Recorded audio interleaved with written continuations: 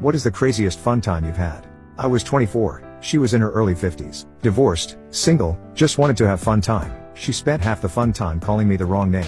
She kept calling me by the name of Mark. I asked her about it afterwards when she called me by the right name. She was embarrassed and claimed it was just a mistake. We hooked up again the next night and I learned more about her, like the fact that she had a son about my age and his name was Mark.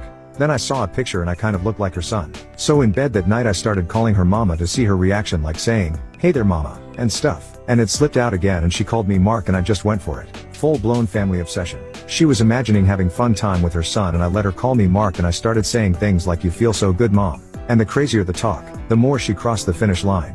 Like when I said, "You want me to cross the finish line inside mom?" She literally started screaming, full body shaking. It was a bit weird, but at that same time she was a very good looking older lady who gave gluck gluck like a pro and loved to have fun times. So I just went with it for a few months of meetups.